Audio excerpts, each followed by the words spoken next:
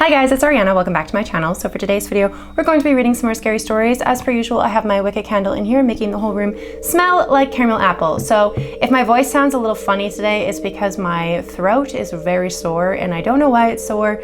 I kind of have a suspicion that it's because I ate really spicy food last night, and when I Googled it, apparently spicy food can cause your throat to get like inflamed. So I'm assuming it's that because I don't feel sick and I'm not sick.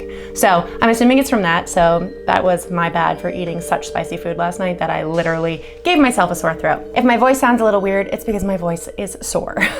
But I have a bunch of scary stories that I want to read from Reddit. So this is from the ghost story section. It's from the Reddit author medical-reach-589, and it's titled Something is Inside This House. A couple of years ago during COVID-19, my brother had to be brought to the hospital. This meant that I was completely and utterly alone in the house. It was around 2, maybe 3 p.m. in the afternoon, and they had been gone for a couple of hours, most likely running tests on my brother's blood levels. I don't know medical science. Anyways, I was upstairs in my bedroom when all of a sudden I got this rather eerie feeling that I couldn't place. So I checked the house just out of, I guess, boredom, and the house turns out to be completely empty apart from me and my pets. So I go upstairs and laugh it off as a moment of madness. Only seconds after that, I heard the loudest I can only describe as a blood-curdling scream anybody could have ever heard. In fact, it sounded so impossibly loud that I can't imagine being humanly possible. The worst thing about this scream is that it was my mother's voice screaming my name so naturally, I rushed downstairs fearing the worst, only to find, in complete shock and terror, that the house was completely empty. I was rightfully terrified, so I immediately ran outside of the house and checked to see if any of the neighbors had heard the terrifying scream. Only as I asked, I got puzzled looks. This has always freaked me out ever since that this has happened. I would just like to know what was impersonating my mother and why. So that's really scary. I'm so sorry that you were left home alone, and that's really sad about your brother. I'm sorry that you were dealing with that, and I'm glad that he's okay because you left a little note at the bottom saying your brother's fine. So I'm glad that he's okay, and that's really scary. I don't think I would want to be left alone in the house with something impersonating my mom, let alone something fucking impersonating my mom and screaming. That's terrifying. I hate that so much. So thank you so much for allowing me to read your story, and let's jump on to the next one. So this is from the True Scary Story section, and it's from the Reddit author Slenderman_proxy666, and it's titled Shadow Friend. This happened when I was around 5 or 7 years old. During this time, my childhood room didn't have a door on the closet, only a thin layer of curtain that you could see through. Now, one night, I was trying to sleep and I had my back facing the closet when I started to feel this weird and comforting gaze on me. Thanks to my childhood curiosity, I turned in bed only to see this tall shadow figure in my closet. I can still remember the figure clearly. It was very tall to the point that it was hunching over in my closet. It had a fedora on too, which was strange since no one in my house wears those. It seemed to be watching me until morning. Of course, I got scared of the shadow, so I hid under my covers. But after having that figure appear in my closet for months, I started to get used to it watching me, and I'd fall asleep more easily, with facing the closet when it appeared. I named it Mr. Tallman. Now, that it's been gone for years, I started to notice that there have been more appearances of these shadowy figures in my house, especially when I'm alone. Maybe it's Mr. Tallman's family paying me a visit, or more randoms, but the gaze is still comforting. I wanted to share this since I recently watched a video on these shadow people, and I needed to share it with others. So they just have a bunch of shadow people in their house, and that's really fucking creepy. I don't know how you would be comfortable letting that thing just stare at you. I don't like that at all. I would not be okay with it looking at me at night, especially just not comfortable. It just doesn't sound comfortable.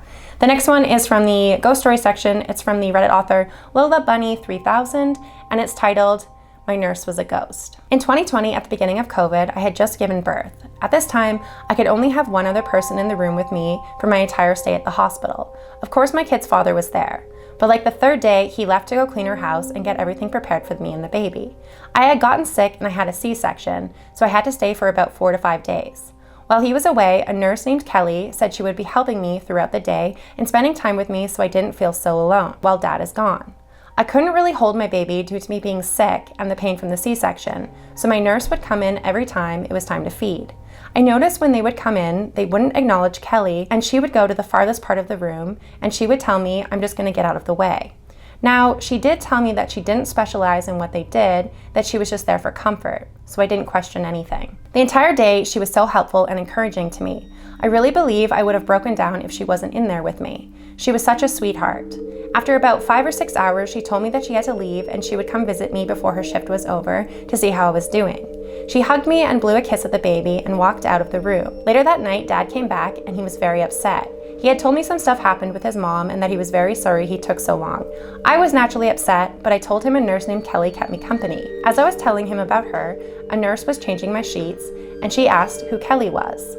I explained and she said that no one named Kelly was in the room or working that day. So I instantly thought about those women who pretend to be nurses to kidnap children. But my nurse told me that I may be hallucinating and she told my doctor.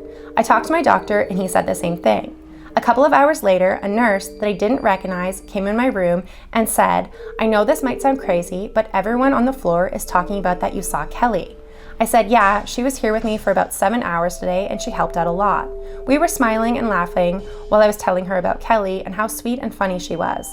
Then she pulled up her phone and showed me a picture of her and Kelly that looked to be maybe early 2000s. I was smiling, knowing I wasn't hallucinating. Then she sat down and told me Kelly died over 10 years ago. I wasn't too shocked because my entire life I've been dealing with the paranormal, but I got chills because I never had an encounter this deep. While the lady gave me a hug and started crying, saying now I know that she's okay. Since that day, I've been wondering, why did Kelly come in my room and help me?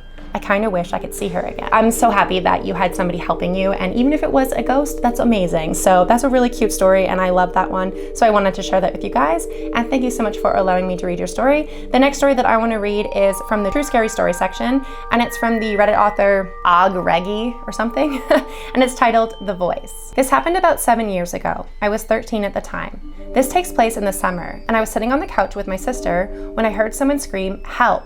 Help me, please." My sister and I both jumped off the couch and looked outside. It was pitch black outside, so we couldn't really see anything. Then we heard, "I know you guys are home, I can see you." We ducked down so fast. I was scared shitless, and my sister mouthed to me, "Doesn't that sound like our friend Lauren?" Lauren's my mom's best friend who lives with us. I nodded, and I was like, maybe she needs help bringing something inside. So my sister and I went outside, and we didn't see her car on the driveway. We were very confused at this point, and we headed back inside and locked and shut all the windows and doors. About 5 minutes later, we heard the scream again. "Help me, I'm begging you, please." At this point, my sister and I were completely freaked out. We called my mom's friend, Lauren, to see if she needed help. She answered the phone, but she said that she was at a friend's house. I asked my sister if we should call the police, and she said no. I still don't know why she said no. My mom came home about 20 minutes later, and we told her everything that happened, and she said that it was probably just some kids trying to scare us. The next day, though, my sister and I were talking with our neighbor, Jess, and she said that she heard someone knocking on her window, and then shortly after, she heard the screaming coming from around my house. We still have no idea who it was that needed help. The voice didn't sound like they were running from someone, it just sounded like they were trying to lure someone out. That's really fucking creepy. That could be I know you're not supposed to say it, so I'm just gonna post the name here of what it could be. It's really fucking creepy. I'm sorry if you hear loud noises. My neighbors are being super loud outside, and there's really nothing I can do about it, so hopefully they shut the fuck up. Are you done? Okay, good talk. The next one is from the No Sleep section, and it's from the Reddit author Torment Tales, and it's titled The Scratching on the Walls. The humidity during summer in South Texas is miserable and unbearable. It's a heat I'm still not used to 30 years later. The humidity is so thick in the air that you can feel the moisture sticking to you.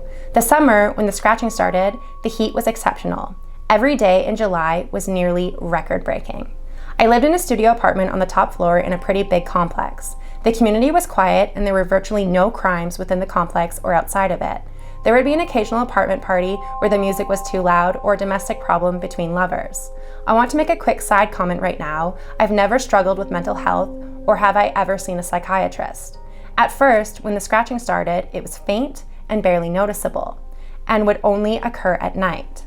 As the nights went on, the scratching became louder and more deliberate. It sounded like an animal with really sharp claws. It didn't sound human. I complained to the property manager, but they discounted it as my neighbor's children playing with their toys against the wall. The manager said he talked to them, but that never happened. The noise continued, but only at night. And then I realized the scratching wasn't coming from the other side. It was coming from inside my walls. Weird things began to happen around my apartment, things I can't explain. My remote for my TV and game system went missing along with raw meat from my freezer. One morning, I found a piece of gray flesh hanging from the vent in my bedroom. It wasn't like human flesh. This was slimy and had little stubbles of hair. That day, I went out to Best Buy and I bought a security camera. The first night after I set up the camera was quiet. The camera caught nothing, but the second night proved the camera was a good investment. I couldn't believe what I was watching on my computer screen. A tall, thin, naked man. Well, at least it had the features of a man. He had gray skin though, grayer than a corpse. He looked emaciated. His limbs were protruding outwards. His arms were elongated and dangled limply by its sides. And he had thin black hair all over his body. According to the timestamp on the video, he stood above me watching me sleep for 6 straight hours. He never moved or adjusted his position. He stood perfectly still until 6:05 when he climbed back into my vent. I took the video to the nearest police station and I showed them the video. This prompted the officer to jump into action and take a ride over to my apartment. Unfortunately, he came away empty-handed and I was back to square one. How could the man just disappear? Where had he gone? 2 weeks went by and the scratching had stopped and my security camera hadn't recorded any new sightings. The man vanished without leaving a trace of evidence. Another 2 weeks went by and then weeks turned into months. Eventually, I took the camera down, which proved to be a huge mistake. One cold winter night in February, I was woken up by a man chewing on my calf muscle. I wiggled myself free while I screamed for help. The man retreated back into the vent and was gone by the time the police arrived again. EMS transported me to a local hospital and the bite on my calf was stitched up and I was sent home. Only I never returned to my apartment. I haven't seen the gray man since, but the image of him standing over my bed and chewing on my leg still haunts me to this day. Holy crap, that's fucking creepy. That's so terrifying. And like frogging in people's houses is terrifying. And that actually happens. There was like a video that I saw a long time ago of like a woman that was in someone's like their attic or something. And she would come down when she knew that they weren't home and she would like live in their house and eat their food and stuff. And then she would go back into the attic and they had no idea she was there for like months. That's like my biggest fear. I fucking hate that. That's so scary. Oh my God. Thank you so much for allowing me to read your story, and that is very disturbing. The last one that I'm gonna read, because it's really hot in here. I know you guys like longer videos, but it is so fucking warm in here, and I'm about to go to Taste of Edmonton with my boyfriend. So the last one that I'm gonna read is from the True Scary Story section, and it's from the Reddit author. I'm not gonna say your name, I'm just gonna post it down below in my comments because it has a bad word in it, and YouTube won't like it. So this one's titled, My Boyfriend Saw Me, But It Wasn't Me. So I'm writing this in a bit of a panic because some weird stuff just happened and it reminded me of a strange experience my boyfriend had a while back. We live in a ground level apartment in Nashville with good security. Key cards to access the buildings, the works. A while back, maybe like 6 months ago, my boyfriend called me around 2 p.m. on a weekday with a strange question. He asked me if I was standing outside of the front door. I responded with the truth, which was that I was at work. He started fully freaking out, saying that he was playing RimWorld and he heard a loud knock at the door. He checked the people and saw who he thought was me, allegedly wearing the same clothes I left in that morning. But I never use our front door. I have a key, so I would let myself in. And not to mention, I was 20 minutes away at the office. He said that when he heard the knock and started to approach the door, he got a sort of sickly feeling, like something was wrong. And when he looked through the peephole, he saw me. He almost threw up from the feeling. The figure standing at the door was wearing a lanyard like I wear for work, dressed in the same clothes, but her head was down, and she was standing in a way that he described as really off. He was too scared to look through the peephole again, and he just hunkered down in the living room while he stayed on the phone. Also, disclaimer here, my boyfriend is a bit of an over-exaggerator, so I acknowledge that. But I'm also a firm believer in the spooky things in life, having my own paranormal experiences throughout the years within ghosts and cryptids. So fast forward to today. We're gaming at like midnight and I hear a loud knock at the door. He didn't hear it, but I waited to see if there was another and decided it was probably just him knocking his chair into the desk or something. 10 minutes later, there was another knock. And we both heard it this time. We looked at each other and then we went to the door to check it out. There was no one there. but there's a spot to the left of our door that isn't visible through the peephole. So I told him not to open the door in case someone is there waiting for that very thing to happen. I go to close the blinds and keep listening for anything strange, but nothing else comes. This whole thing brought up the previous story of my apparent doppelganger, and I wanted to post it in here in case anyone had any similar experiences with a mimic type things in urban areas. I myself have run into I'm not going to say the word, it's a W, but I find it hard to believe those or SWs would be here in the metro area. Anyone have any input, similar stories, or general info on what could have been standing on the other side of the door that day? Genuinely have no idea what that could be. That's really fucking creepy, and I hope that doesn't happen anymore because I honestly don't know. I'm not gonna say like the W word or the SW word because I have heard that you're not supposed to say those out loud. So if you don't know what they are, I'm sure somebody in the comment section can fill you in, but I'm not gonna say it out loud because those are really creepy and I don't want to bring that bad juju into my house. So this is where I'm going to end the video because like I said, it's very hot in here. My voice is very, very sore, so I'm very sorry that this isn't a very long video. It's gonna be about 15 minutes, but my voice is really sore and it's really hot. And I need to take this contact out because it is poking me. I don't know what's going on with this side of my face, but it hurts. So this makeup is also on TikTok if you guys are curious how I did it and you want to see a tutorial of the spooky palette from Gourmand Girls. It's a really cute palette. It looks like this. It'll be up on my TikTok, and I hope you guys enjoyed this video. If you guys made it to the end of the video, please leave me your favorite summer emoji because it's literally like 1,000,000 degrees in here. It's so fucking hot.